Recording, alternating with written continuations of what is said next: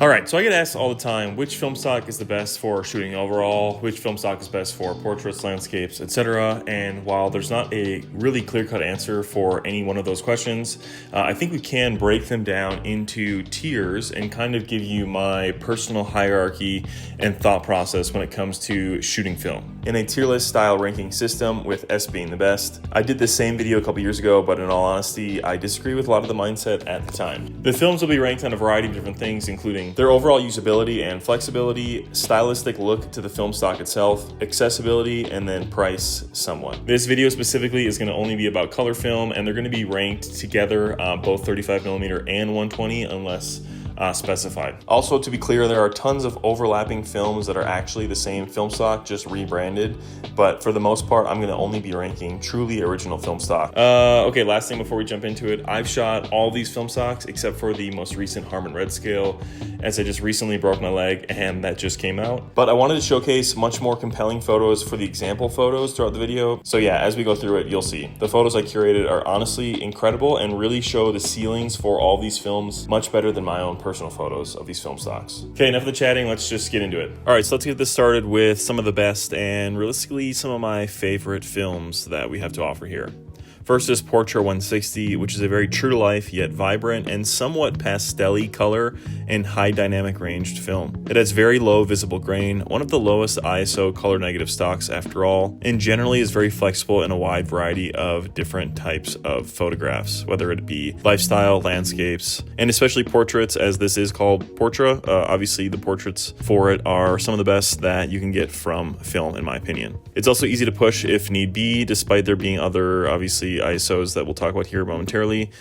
You can push Portra 160 up to a higher ISO if you need be. Just know that you're obviously going to get a bit more grain. Otherwise, it's very reliable with a specific look for it, and with the quality control that Kodak has, is one of the best in the game. I know when I'm shooting something more serious, I tend to gravitate towards these types of films because I know that they're going to end up doing great. The only problem with Portra 160 is it is pretty expensive. Portra in general is generally more expensive than a lot of the more consumer grade films, and there's not a ton of flexibility when it comes to low light with this 100 ISO film. So for that, I'm going to put Portra 160 into the A tier. All right, next is Portra 400. Again, this has great colors, great dynamic range, and low grain like Portra 160. Another incredible portrait stock that could be used for pretty much anything, landscape, portraits, obviously, lifestyles, etc. I've gotten tons of some of my favorite photos with this film stock, and I think that can be attributed to the flexibility when it comes to shooting inside, outside, but also with your subject. Portraits don't get too oversaturated, and landscapes are punchy enough that they still look great. And it being a 400 speed film, it's got a lot of flexibility, especially on low light days or indoors, or if you're shooting the roll over a longer period of time, not shooting in the same lighting consistently. Again, it is a bit more expensive than a lot of the cheap films that will be on this list, and it does have slightly more grain than 160, but to me, the extra stops make up for it. So Portra 400 is going to be the first in the S tier. Okay, and last for the Portra lineup is Portra 800. This one has the same pros as the others: good color, dynamic range, etc. It's great in low light and is fairly flexible. Obviously, it's not going to have as much flexibility when it comes to extremely bright light or sunny days, but it still holds up relatively good, and in some cases, the added grain from the Portra 800 looks honestly really good. 800 speed color film is very limited in general, so having a film stock this high of quality that is this light sensitive definitely makes it one of the best in general, so I'm going to throw it into S tier. Next up, and one of my favorites, is Ektar. Ah yes, the greatest landscape color negative film, Ektar. Regardless of 35mm or 120 film, Ektar is the quintessential landscape film with tack sharpness, but definitely lacks quite a bit when it comes to portraits. It's super punchy, vibrant colors. While great for grandiose landscapes or lifestyle photos, it can make photos of people be a bit off-putting and honestly kind of alien-like. Although some of my favorite photos I've taken ever have been on Ektar, so I definitely have an affinity and bias towards it. There's a reason why tons of people love it, and it is one of the most popular film stocks today. Because of this, Ektar is going into S tier. All right, moving away from the professional films, we have Color Plus, the first of a consumer grade Kodak film. The best part about this is that it's super cheap. It's currently only like $9, which in the current landscape of film is super nice. Thus, because it is a cheap film, it's great to learn on. It's great for point and shoots or manual SLRs while learning. However, there are other films like Gold and Ultramax that we'll talk about here in a second that, in my opinion, are just better. So Color Plus is in kind of a weird spot. It certainly is not bad, but it's not cheap enough like a black and white film or like Lucky's promised $5 film coming later this year, and not quite as good as other similar Kodak film. The colors and dynamic range are fine, I guess, but truly nothing to write home about, to put it bluntly. So because of this, we're gonna throw it in C tier. Following up that is Kodak Gold. Okay, so in the last video, I rated this a D, which I don't really want to talk about, to be honest. But in all seriousness, the price was crazy high for gold at that time, so I was like, why would you not pay a bit more or relatively the same price for Portra?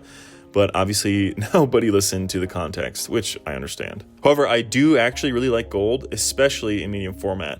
For 35mm, it has good, fairly saturated colors, good dynamic range, and the price has calmed down to a more reasonable one, which makes it a great informal film, again, for point and shoots, learning on your 35mm camera, etc. As for gold on medium format, for the price and quality, it's really, really up there. And honestly, I sort of want to put it in S tier. Something about it on medium format feels just more substantial. The colors and dynamic range feel punchier and seem to have a bit more weight. The grain seems significantly less pronounced, which makes sense as it is on a larger aspect ratio and medium. So I guess my thought process is, if we're including price, I would put this in S for 120, but since that's not the end all be all or even a huge parameter for putting these in different categories, I'm going to put 120 in A tier and the 35mm in B tier.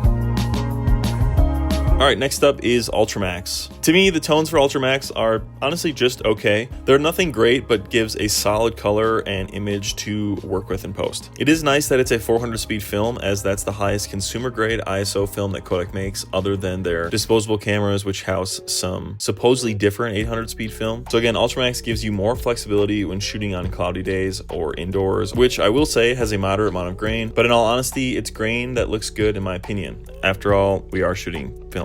It's decent for throwing in a point and shoot for more informal photos. To me, Gold and Ultramax on 35mm look pretty similar, other than a bit more grain. So honestly, I would say whichever one you can find cheaper is going to be the move. It's not super cheap like it was in the past. So again, I understand the argument to just pay a bit more and get some better quality Portra once you know what you're doing. So for that, I'm gonna throw it in the B tier. Next is Pro Image 100. All right, so Pro Image 100 is honestly so underrated and seemingly just never talked about, which is kind of mind-boggling in my opinion. It's a professional, low-grain color film and is generally some of the cheapest color film that you can purchase. It looks amazing for portraits and is great as an everyday film or for landscapes. Now, yes, it's not as punchy as, say, Ektar, its 100 ISO counterpart, but that's okay. Being a bit more muted yet still sharp, the film slices out a great spot for itself among the whole film lineup. A great film for some more clinically sharp, formal photos. There's a reason why there's wedding photos on the box, let's be real. So because of this, Pro Image is going to slot into the A tier. Coming up next is Vision 3 Cinema Film. Okay, so this one is also kind of tricky. You can't really purchase Vision 3 Cinema Film, well, at least not from Kodak themselves. Rather, you'd have to purchase from a respooler who bought a bulk roll of Vision 3, cut it down, and then is reselling it as their respooled cinema film. Because of this, it's not quite as cheap as it could be, which is a bit of a bummer, but honestly, the film stock itself, in my opinion, makes up for that quite a bit. The film reminds me actually a ton of Portra, and honestly, I would love to see an official film stock from Kodak using this film. Again, I would probably throw this in S tier if it was officially made by Kodak, but the weird workaround you need to do and subsequently pay to get it is, yeah, annoying. Plus, Kodak may not be allowing this anymore, which would be a big bummer. And yeah, I mean, if Kodak could sell it, then great, but seeing it go away, especially internationally where Kodak is already expensive, would be a massive blemish for film. But I really do think it's a super high quality film. It's got great colors, great sharpness, great dynamic range, and because of this, I'm gonna throw it in A tier. Up next is Lomography's color film lineup, which is Lomo 100, 400, and 800. Alrighty, so the Lomography color film is also a bit tricky because, well, they're not actually original film. Instead, they're respooled versions of Kodak Gold, Ultramax, and then an 800 speed film that's used in Kodak disposable cameras, like I alluded to earlier. So if you're in a market where it's cheaper to shoot Lomo than the consumer grade Kodak versions, then yeah, definitely shoot Lomography color film. However, you do know my stance on some of those Kodak consumer grade films, so yeah, I think these are honestly just okay. Again, I would rather spend the extra money and shoot Portra or Ektar, but that convenience is not available to everyone, especially people outside of the United States. I know shooting Kodak film can be a huge investment if you're in a different country, not in North America. So if that's the case, then I think these films could make a lot more sense for you. But for me, I'm going to throw these in B tier as I think they're only pretty good. That being said, one thing I would put into S tier is Skillshare, who's sponsoring today's video. Skillshare is the largest online community for creatives with literally thousands of classes on a variety of different topics led by industry experts. Skillshare can help take your skills and hobbies into that next level. I've been taking a variety of different courses since I broke my leg, and needless to say, it's been a great investment of my time. The first 500 people who sign up using my link get the first month for free, so thank you, Skillshare. Next up, Lomochrome Purple. Okay, so I want to explain before I talk more about some of these more novelty films. When I was first shooting, I enjoyed trying some of these film stocks out much more. However, at this point, I tend to like the more consistent, true-to-life look of the other films, so keep that in mind when I'm ranking these. Lomo Purple is fine. It's a unique experimental stock in the same vein as like Kodak Aerochrome, an old military film that flipped the greens into reds. Well, Lomo Purple achieves a similar effect, but on a less consistent basis, at least when I've shot it. However, I personally don't really love the look it gives, but I understand that it does have value and merit for being a unique film, and for that, I'm going to throw it into the B tier. Lomochrome Turquoise. Following that same notion, we have a similar product, but executed, I think, much worse. To me, while Lomo Purple gives some otherworldly vibes, Lomo Turquoise just looks like shit. I don't know, I've yet to see photos with this film stock that really interest me, to be completely honest. They generally look like some scribbled Crayola composition with the saturation cranked up in Photoshop, so honestly, it's the D tier for me. Lomography Metropolis. Another more recent addition that Lomography has come out with, described as a film perfect for the post-apocalypse or, well, metropolitan areas. The film's colors are definitely more muted and aimed for, again, a more barren, grainy composition. In the sample images selected, there's definitely some cool shots that lean into that aesthetic, but for me, I don't really love the colors rendered, and unless you're shooting it in that specific post-apocalyptic style, I find it quite niche, so I'm going to put it in the C tier. Next is Lomocolor 92. This again is a fairly recent addition to Lomography's lineup. They actually have two different versions of this, one with the blue tint removed and one without it. And supposedly it's actually ORWO NC color film, which we'll cover later here. But it's not technically a true original emulsion, and for reasons I'll cover later when I'm talking about the actual ORWO NC film, I'm going to put it into, the C tier. Alright, moving away from Lomography into Cinestill 50D. 50D has good color tones and dynamic range to it with low grain, and it's pretty unique being a 50 ISO color film, but it needs lots and lots of light, obviously. Which means you can pretty much exclusively only shoot it on a bright day. Even in overcast lighting, it's going to be pretty tough to handheld shoot it. And it's also relatively expensive for a pretty niche role. So, I don't know, I value flexibility when it comes to light sensitivity. I'll tend to shoot in a variety of different scenes and locations, so having something a bit more flexible for me is better. I might be shooting outdoors in bright light and then the following day be shooting some stuff inside. So for that, I'm putting 50D into C tier. Next is Cinestill 400D. This film stock has good flexibility with its 400 ISO, allowing multiple different lighting scenarios, and they even say you can push and pull it quite well. It's relatively cheap compared to other professional 400 speed films at about $15 a roll, and it has great color rendering for all types of different shooting, even with skin tones. Despite it being a 400 speed film, it has low grain and is very sharp, honestly. Because of this, and despite a controversy or two over the years, Cinestill really does a great job with these films. Now, to be clear, they're not technically original films and are respooled cinema film from Kodak, but they do a great job at repacking them and chemically altering 50D and 800T by elimination of the remjet layer. I'm getting carried away, but at the end of the day, this film has to probably realistically be in the A tier. And last up for Cinestill is 800T. This is a high quality motion picture film stock that lots of people love to shoot because of the halations in the highlights, which means the bright spots on the photograph will have a glow emitting from it. This is especially noticeable for the night photos, as you're seeing. It's surprisingly really great with skin tones, especially on darker, complex people, and is relatively, I don't want to say affordable, but in comparison to other film rolls for $16 to $17, considering what it is, the most high quality respooled cinema film pretty much on the market, I think it's at a fair point. One issue I do have with it is in brighter conditions, it can struggle with it being an 800 speed film, and sometimes the halations are hit or miss, which can be quite annoying. However, because of the outweighing positives, 800T is well deserving of the A tier. Okay, so let's take a second to talk about Fuji. So as of the last, year or so, Fuji in the US has been made in the US, and thus basically has been concluded to be a Kodak film, presumably one of their consumer grade films. However, there are still Fujifilm being made in China for Japan, which kind of, the whole thing kind of confuses me, honestly. But I haven't shot any of either of them, to be completely honest. So because it's confusing and the Fujifilm is not really accessible to most of the market outside of East Asia, it sounds like, and the US Fuji is just Kodak film, I'm gonna skip it. Harman Phoenix. So Harman Phoenix is another one that I split up between 35mm and 120 film like I did with gold. In my opinion, the 35mm film tends to be a bit more unreliable, which could easily be from me just shooting early batches of the film, so keep that in mind, but it tends to be much more saturated and has a tricky white balance to it. However, the 120 film has a much more true to life look and colors to it with more punchy reds. Chris from the photo department and Bray Hunziker have some really great examples and processes on how they scan theirs for the best results, so I definitely recommend checking out those videos. Also, shout out Harman for making a truly new film emulsion. That, in my opinion, is 100% commendable regardless of what I think about its style and look. So I'm going to throw it in B tier for 35mm and A tier for medium format.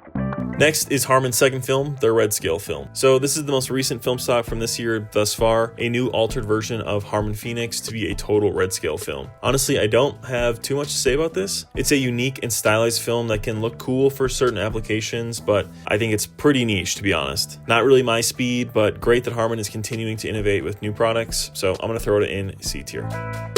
Next up is ORWO's Wolfen NC films. So I'm throwing these together because to my knowledge they're the same film emulsion from ORWO, just slightly different ISOs in 4 and 500. And rumor has it there's a 200 speed coming out, but that's beside the point. These films are super muted with pretty good dynamic range and end up being the basis for some other films like Lomography, Color 92, Ilful Color, and some other rebranded films. It's a simple film that gives a lot of leeway for editing, which isn't bad, but not really a workflow that I enjoy personally. Despite that, I do commend ORWO and wish them the best of luck with the new film, but for me, I'm gonna have to put it in the C tier as well.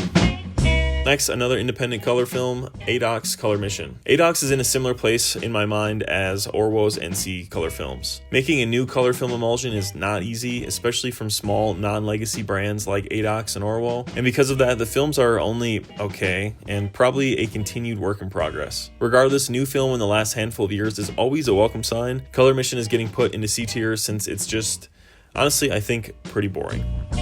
Moving into the slide film, Provia. Alright, so now that we've got to the slide film, I tend to think that Fujifilm has done it best, honestly. Provia being their more portrait-leaning, color-positive film, and Velvia being their more landscape-based one. Provia is super sharp, and if exposed correctly, has some of the most beautiful colors that you can get on film. However, exposing can be tricky enough with color-negative film, but with slide film, it needs to be near perfect. And with its low ISO, if you're not shooting with a lot of light, or lighting changes, or shooting on a tripod, it can quickly be a ruined roll of film. Because of this difficulty, I feel most comfortable in ranking it within A. Next, like I just mentioned, is Velvia. So following the same logic with Provia, Velvia is truly a top tier film when it comes to landscapes and honestly might be the best if you know how to shoot it. However, that's the whole trickiness of it, is that it's not super easy to shoot and doesn't have as much flexibility when it comes to different types of subjects or lighting situations. So for as good of a landscape film it is, I have to rank it in the A tier for its shortcomings when it comes to portrait and lifestyle type photographs.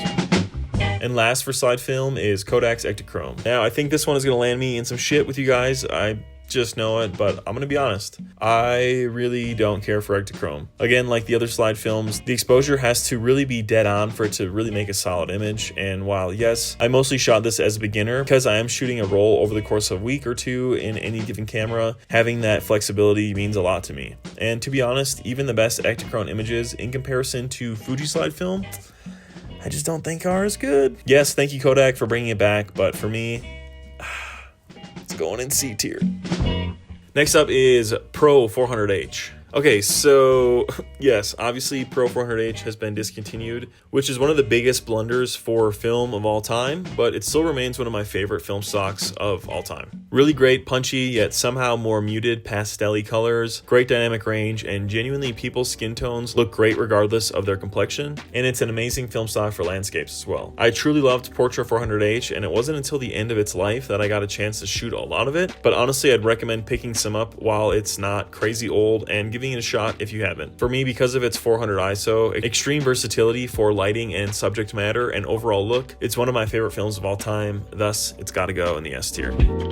And last but certainly not least is Lucky Film. While the Lucky Color film hasn't technically released yet, the hype is real and is getting to my head a bit. If they can truly make a $5 film stock that looks good and can be an international powerhouse for film, especially in lieu of more and more tariffs coming out of the US, then it could be some of the biggest film news we've had in a long time. So because of the excitement and the potential changing of film landscape, like I said, internationally, yeah, I'm gonna put it in the A tier. All right, so that's gonna wrap up the tier list. I think that covers pretty much all of the original films to my knowledge. If I missed any, definitely let me know down in the comments below. In the coming weeks here, I want to make a black and white film tier list, but I want to wait for my buddy Johnny, who's kind of a black and white film god. Certainly he shot much more film than me, so he knows pretty much all of the black and white films way better than I do. So me and him are going to go through it and rank basically on the same process as this, as well as doing a 35mm camera and 120 camera, both individual videos. But yes, lots of cool tier list videos coming out soon. Stay on the lookout. They obviously take quite a bit to make in terms of curating the footage, the photos, talking about it, writing the script, editing it all together. Yeah, obviously you get it. Regardless, I was glad to make this video, as I think my tier list video is certainly outdated, and honestly, like I said before, I disagree with a lot of the ideas that I had then. And honestly, I didn't really know about the, like I said, overlapping film stocks, how Lomo is the same as a lot of the Kodak consumer grade films. So looking back on it, the video honestly doesn't make a whole lot of sense. So I figured I needed some redemption and wanted to make a new one. Also, I figured it's worth shouting out George's video, as he was the OG of the film tier list video. And honestly, I think it's pretty interesting to go back and look and see how different the film landscape has changed from 2020 to 2025. Otherwise, I would love to know your guys' opinions on the tier list down in the comments below. I'm certain that some of you are gonna have some stark opinions about them, so definitely get your pitchforks and torches out. Otherwise, if you agree with the list, also let me know, because I think, like I said, that this list has come a long way since the original list I did 2.5 years ago now, I think. So yeah, otherwise, thank you guys so much for watching. Stay safe, stay shooting. Until the next one, adios.